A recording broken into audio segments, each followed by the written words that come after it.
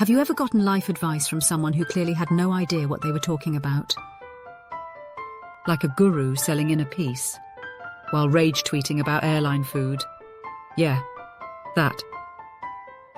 Today we're cracking open one of the most misunderstood, but mission-critical ideas in Buddhism. How does one actually recognize a teacher as enlightened? And here's the thing. It's not the robe, not the shaved head, not the obligatory smile, not even the free-range sandalwood beads. Let's zoom out. In our quest to answer the question, is this Zen Mountain? We concluded you need 3 things for the activity of Buddhism to manifest. First, you need an enlightened teacher. Second, you need a clear picture of the path to the top of Zen Mountain, to the realization of infinite mind. And third, you need an understanding of all the obstacles expected along the way.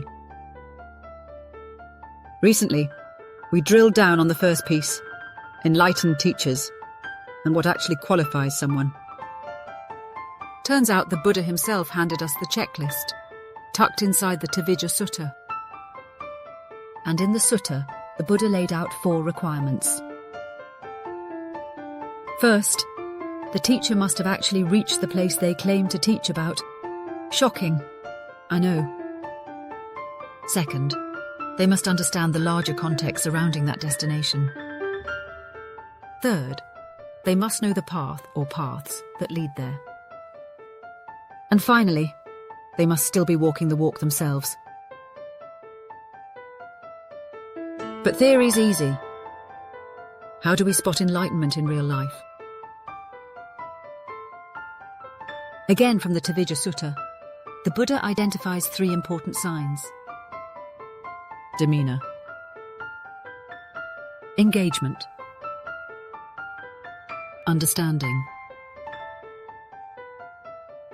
First up, demeanor. Here the Buddha illustrates the notion of demeanor by pointing out the fundamental hypocrisy demonstrated by the local Brahmins, saying, "How can you claim to unite with something like, say, Brahma, if you're the complete opposite? Brahma isn't possessive, isn't angry, isn't hateful, isn't uncertain, and isn't undisciplined. So if a teacher demonstrates any of those 5 characteristics, possessiveness, anger, hatred, uncertainty or chaos, sorry, enlightenment revoked." Next, engagement. The Buddha offers a razor-sharp analogy. Imagine asking a local how to get into town. Even being from the area, they might hesitate. Maybe they're shy or distracted. But a realized one? 0 hesitation. Because when you've really lived it, it flows out like breathing. So when a teacher's asked about the far shore, do they hem and haw? Or is the path laid out clean, clear and confident?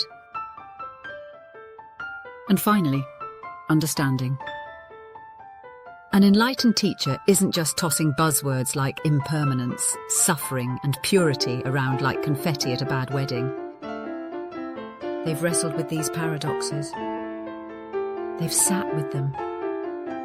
They've moved beyond the temptation to just hand wave and declare. It's all words, man. Because teaching isn't about looking good, sounding trendy. It's about helping students actually understand. And teachers demonstrate their own understanding by presenting for each student a clear picture of the entire puzzle before all the pieces are in place. So where does that leave us? We now have the blueprint for recognizing an enlightened teacher: demeanor, engagement, understanding. But there's still one burning question left hanging in the air. How do we tell if a teacher is not just enlightened, but effective? And so, for the next episode we ask the question, what makes for an effective teacher?